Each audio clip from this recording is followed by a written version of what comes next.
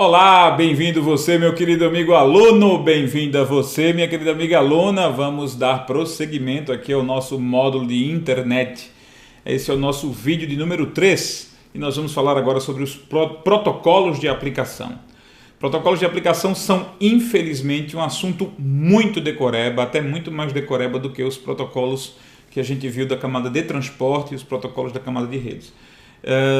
Infelizmente, vou logo avisando, é possível que não caia na sua prova, mas não é incomum eles perguntarem por protocolos de aplicação. Então, vamos lá prosseguir, vamos lá continuar. Nosso vídeo número 3, protocolos de aplicação, quem são eles? Nós temos o HTTP, nós temos o SMTP, nós temos o POP, o IMAP, nós temos o DNS, o DHCP, o FTP e o Telnet. Infelizmente eu não coloquei o Telnet aqui, mas a gente vai falar sobre ele também.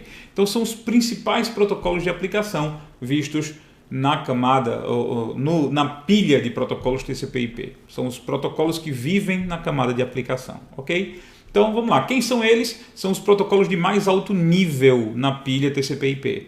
Quando a gente fala nessa expressão alto nível, a gente se refere ao quão mais próximo eles estão do usuário.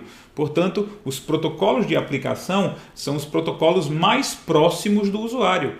O usuário trabalha diretamente com eles. O usuário não trabalha diretamente com o TCP ou com o IP, por exemplo. O IP é usado para que a internet funcione, mas a gente não trabalha diretamente com o IP. A gente trabalha diretamente com o SMTP, a gente trabalha diretamente com o HTTP, trabalha diretamente com esses protocolos, certo? Então, cada protocolo de aplicação ele está intimamente ligado com uma tarefa, com um serviço específico.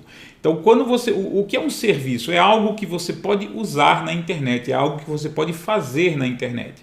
Então, esse serviço específico é realizado, ele é servido por um protocolo específico. Então, cada protocolo está ligado a uma determinada tarefa, um determinado serviço, certo? E cada protocolo de aplicação está ligado ao que nós chamamos de portas ou portas padrão.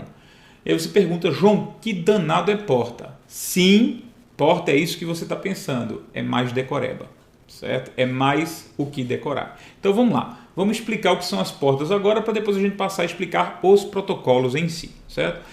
Lembra que toda comunicação na internet ela é feita em geral entre cliente, que é o seu computador, uma aplicação, um programa no seu computador, e um servidor, que no caso está aqui de lado, que seria esse computador aqui, uma aplicação aqui nesse computador, certo? E você sabe que as comunicações entre cliente e servidor são feitas por meio de pacotes, pedaços de informação. Então aqui está um pacote, certo?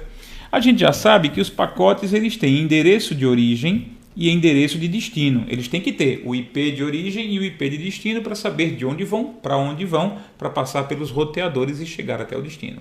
Mas existe uma outra área do pacote que descreve a porta a qual está relacionado aquele pacote. A porta no servidor, no destino, onde aquele pacote deve entrar. Então aquele pacote é construído aqui, e ele sai pela internet e chega até aqui numa porta específica. Quer dizer, numa porta USB, naqueles buraquinhos atrás do computador? Não, numa porta lógica. Isso aqui é uma noção necessária para a conexão. Quer ver um exemplo? Imagina que você está trabalhando no seu computador e você está trabalhando com 3 janelas abertas. Certo? Aqui está você com 3 janelas abertas. A pergunta que não quer calar é, se você recebe um pacote nesse momento, eu pergunto, esse pacote pertence a essa janela? Ele é um pedaço dessa segunda janela ou ele é um pedaço dessa terceira janela? Cada janela é uma aplicação rodando, é uma conexão com a internet diferente. Cada janela dessa usa uma porta diferente. Então, porta 818, porta 819, porta 823, por exemplo. Então, é com base no número da porta que o seu computador sabe a quem pertence aquele pacote. Portanto, portas são burocracias necessárias para a conexão. Portas são números necessários a estabelecimento de conexão pela internet, ok? Então vamos lá. O primeiro protocolo que a gente vai aprender é o protocolo HTTP. É o protocolo que a gente mais usa porque você nesse momento está assistindo a essa minha aula por meio do HTTP. Dá uma olhada lá em cima no navegador, no endereço http://. Pronto, você tá pegando esse vídeo está chegando até você por meio do protocolo HTTP. O protocolo HTTP é usado para a transmissão de páginas da web, como essa página que você está acessando agora. Essas páginas da web são chamadas documentos de hipertexto, certo? A gente vai ver isso num vídeo posterior, o que são, como definir documentos de hipertexto. Então, protocolo usado para transferir páginas da internet, páginas da web. O HTTP usa como porta padrão a porta 80. Tem que memorizar isso? Tem. A porta 80 é a porta do protocolo HTTP. Isso está definido nos documentos que regem a internet, nos documentos que dizem como a internet funciona, ok? Vamos lá. HTTP é um protocolo inseguro. Pode doer, você ouvir isso pode doer, mas HTTP é um protocolo inseguro, porque o HTTP transmite todas as suas informações na forma de texto. Então, os pacotes que são transmitidos por HTTP, eles são texto puro, legível, facilmente interceptável. Então, se alguém estiver no meio do caminho interceptando as mensagens, vai conseguir abrir esses pacotes e, pior ainda, ler o que está contido neles. Se você digitou uma senha, um login, uma senha, por exemplo, e mandou a mensagem, se o endereço lá em cima está em HTTP, esse pacote levou sua senha, levou seu login em texto puro. Significa que se um bisbilhoteiro estiver no meio do caminho, vai conseguir ler, capturar e ler aquilo que está sendo trafegado. É por isso que o HTTP, ele trabalha hoje, ele pode ser fundido, ele pode trabalhar em conjunto com um protocolo de segurança chamado TLS. O TLS era o antigo SSL, como a gente vai ver daqui a pouco. Isso cria o HTTPS, é o HTTP seguro. O HTTPS é o HTTP trabalhando em conjunto com um protocolo de segurança chamado TLS.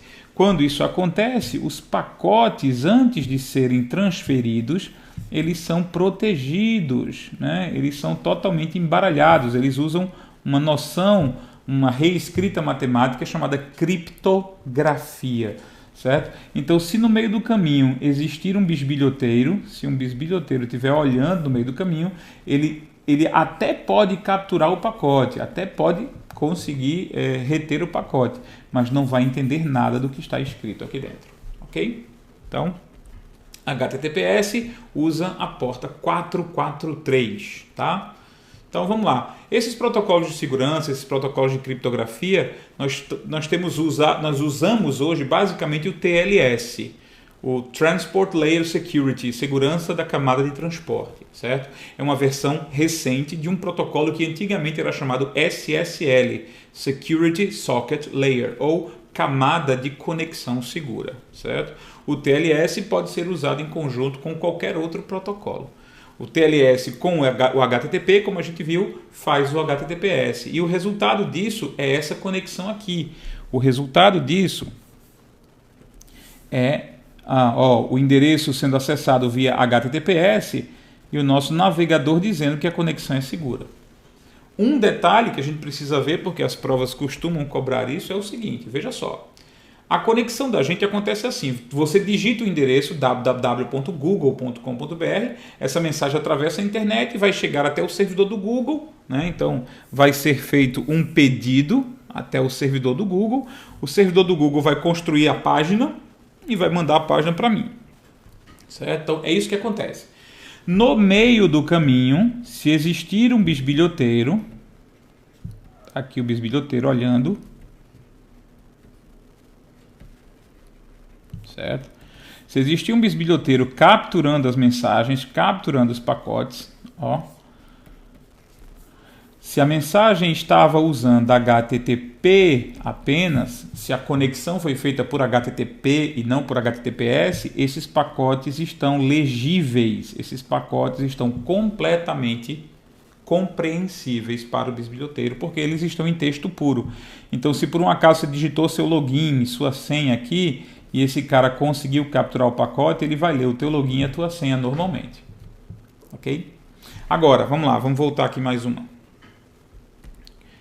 Vamos dizer agora que nossa conexão foi feita por HTTPS, certo? Então você vai digitar lá www.google.com.br. Antes da conexão ser feita, é estabelecido um sistema de criptografia ou embaralhamento dos pacotes que vão sair de um computador para o outro. Então o que vai acontecer? Vai ser construído um pacote, esse pacote vai ser enviado por dentro dessa espécie de túnel protegido. Na verdade, não existe um túnel, existe uma linguagem protegida, matematicamente protegida. Então esse cara que está aqui olhando, né? Esse cara que está aqui olhando, está fulo da vida, por quê? Porque ele não consegue, ele até consegue, o engraçado é isso, ele até consegue capturar os pacotes, ele consegue ver os pacotes. Ele consegue ver que aquilo ali é um pacote, que está indo de um canto para outro, mas ele não consegue entender isso aqui, tá? Porque o pacote, na verdade, ele está lá de origem, ok, até destino, ok, isso ele consegue ler.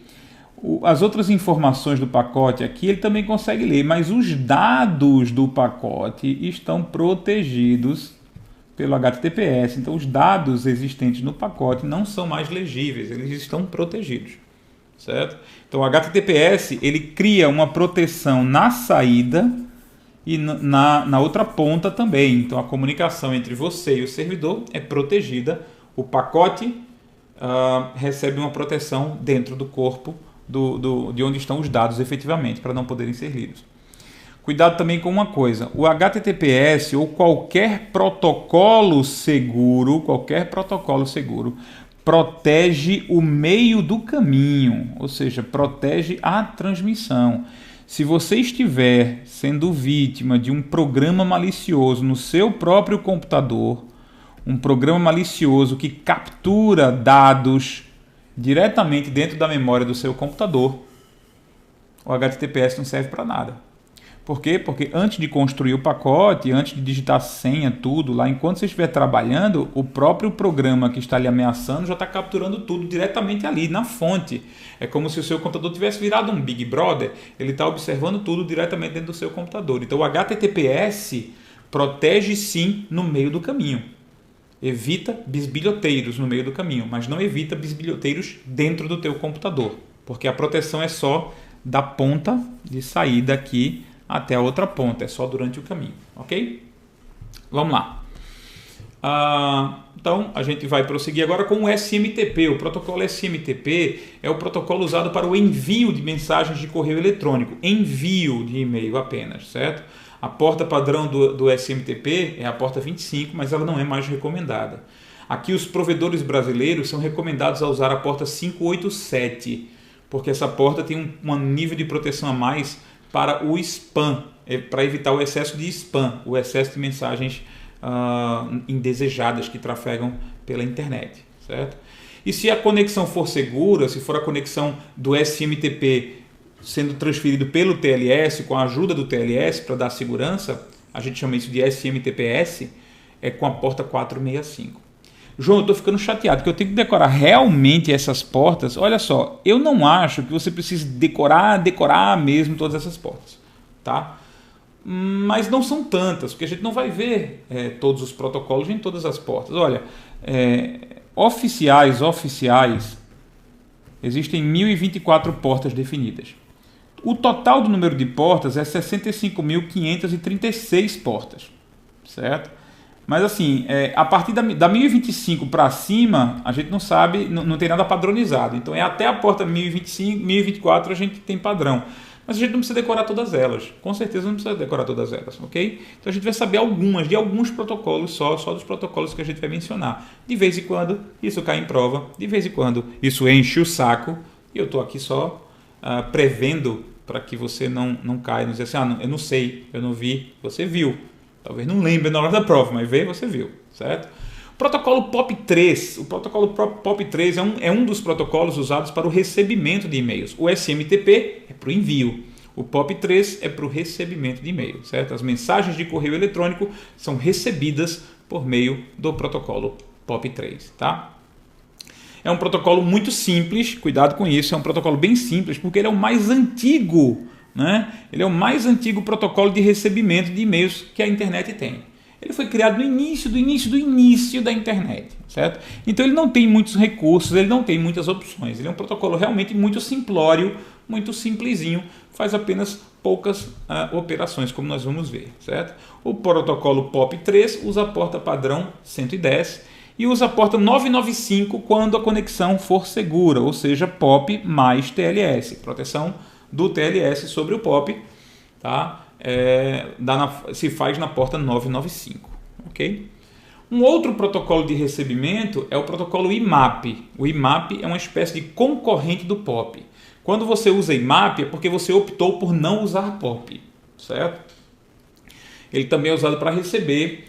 Ele é um protocolo mais complexo, porque ele tem mais recursos que o POP3. Cuidado com isso. Se a prova disser que o POP é mais complexo que o IMAP, não é. O IMAP é mais complexo, tem mais opções, tem mais recursos, tem mais comandos que o POP, certo? O IMAP é usado quando eu quero acessar a minha caixa postal diretamente no meu servidor. A gente vai ver isso no nosso próximo vídeo falando sobre e-mail, certo? Então, falou sobre e-mail, a gente vai trabalhar com o e-mail, vai trabalhar com o IMAP e ver como isso funciona efetivamente. O IMAP usa a porta padrão 143, mas a proteção, se o IMAP tiver que ser executado protegidamente, de forma protegida com o TLS, a porta é a 993, ok?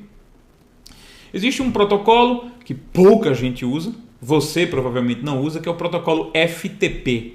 FTP é um protocolo para transferência de arquivos. O nome, File Transfer Protocol, protocolo de transferência de arquivos, certo? Esse protocolo, ele, além de permitir a transferência de um arquivo entre um computador e outro, além de transferir, de permitir, por exemplo, eu tenho aqui o meu computador, né? Eu tenho aqui um servidor, existe uma pasta nesse servidor e existem vários arquivos nesse servidor.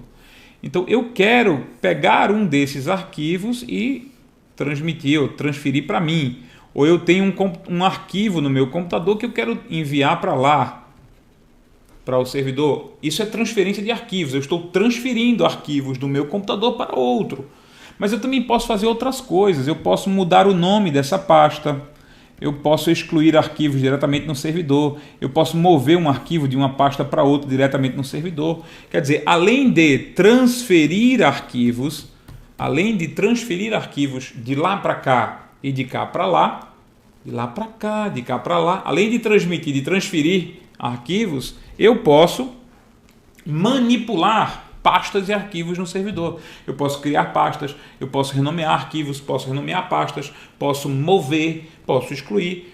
Tudo que eu consigo fazer no meu computador por meio do Windows Explorer, se eu posso fazer por meio do explorador de arquivos no meu computador, criar pasta, modificar, qualquer coisa que eu consigo fazer, eu consigo fazer em outro computador usando o protocolo FTP. O protocolo FTP ele usa duas portas para cada conexão. Ele usa a porta 21, que é a conexão de controle, para enviar comandos, para enviar login, para enviar senha, certo? E a porta 20 para a transferência dos dados efetivamente. Então, a conexão que transfere os dados, quando eu estou transmitindo um arquivo, é pela porta 20. Quando eu dou o comando, ei, copia esse arquivo para mim, ei, copia esse arquivo nessa pasta, ei, renomeia isso. Essa conexão é a conexão de controle, portanto é pela porta 21. Então, vê só o que é que isso significa. Eu tenho um computador aqui, e eu tenho um servidor aqui, e esse servidor tem um arquivo que eu quero. Então, eu vou fazer uma primeira conexão com o meu login e minha senha pela porta 21. Aí eu vou dizer, quero este arquivo aqui, isso é pela porta 21. Quando o arquivo for empacotado e os pacotes começarem a trafegar por aqui, isso é pela porta 20, ok? Então, porta 20, transferência de dados, porta 21, a conexão de controle de comandos e de informações de login, certo? O FTP ele é autenticado, ou seja, significa que você precisa ter login e senha. Para você ter acesso àquele servidor lá, o FTP precisa que você indique um login e uma senha para que o servidor te autentique, diga que é você e te dê direito a fazer essas transferências. Mas existe também uma opção que é chamada FTP anônimo. Se você configura um servidor para que esse servidor aceite conexões de FTP anônimo, ele não exigirá senha, ele não exigirá autenticação. O normal é que o FTP exija a autenticação, é o normal, certo? O FTP anônimo, porém, é uma opção. Tá? Eu considero a opção insegura, claro, mas é uma opção. Vamos para um próximo protocolo, o protocolo DHCP. O protocolo DHCP é o protocolo que fornece os endereços IP dinâmicos aos computadores da rede. Então, quando um computador se conecta na rede que ele não tem o endereço IP, ele dá um grito, eu preciso de um endereço IP, e quem fornece isso é o DHCP. Certo? O computador que trabalha fornecendo o endereço IP é chamado servidor DHCP. Então, vamos dar um exemplo de uma rede aqui. Eu tenho uma rede e eu tenho um computador que vai se conectar nela. Aquele laptop lá de cima, ele vai se conectar na rede agora. Então, durante o processo de conexão, ele foi lá e fez a conexão agora. Mas ele não pode se comunicar ainda porque ele não tem um endereço IP fixo nele. Então, ele grita: ei, eu preciso de um endereço IP. E o nosso servidor DHCP, o computador, o aplicativo, na verdade, dentro de algum computador responsável por responder essa requisição, ele vai dizer: ah, cara, eu tenho um endereço IP aqui para você, que serve a tua cara, foi criado para você, 192.168.10.3. Então eu forneço esse endereço IP para o computador e agora aquele meu laptop está conseguindo acessar a minha rede e ele vai ficar com aquele endereço IP enquanto estiver conectado. Quando ele deixa conectar, ele devolve, ele diz: não quero mais esse endereço IP. Cara, estou te devolvendo, pode fornecer para outra pessoa se você quiser. Então isso é chamado de endereço IP dinâmico, como a gente viu no vídeo passado. O endereço IP dinâmico é fornecido pelo servidor DHCP, certo? Qualquer computador pode ser um servidor DHCP. Normalmente, o roteador da rede já é o servidor DHCP, quer dizer, um roteador ligado à rede, não precisa nem ser um micro separado. O próprio roteador da rede, ele já funciona como roteador e funciona como servidor DHCP, quer dizer, ele tem os dois aplicativos, os dois programas rodando ali para trabalhar servindo a rede, certo? O próximo protocolo é chamado DNS. DNS é um protocolo para resolução de nomes, certo? DNS é um serviço para criação, fornecimento de nomes amigáveis. Nomes amigáveis que serão associados aos endereços IP dos computadores, certo? Esses nomes amigáveis, eles são chamados de nomes de domínio, certo? Eu digo que o protocolo DNS funciona como uma agenda telefônica. A agenda do seu celular. Quando você vai ligar para alguém, você olha para o teu celular, aí tem lá o nome da pessoa. Eu gosto do exemplo, Paulo Cabeção, um amigo meu. Paulo Cabeção, estou lá, dei um toque no nome do Paulo Cabeção e começou a discar. Ora, a minha operadora telefônica não faz nem ideia de quem é Paulo Cabeção. A minha operadora telefônica, ela sabe qual é o número do Paulo. No meu telefone, eu tenho essa informação assim, ó, Paulo Cabeção, certo? Paulo Cabeção, e tem lá 99776,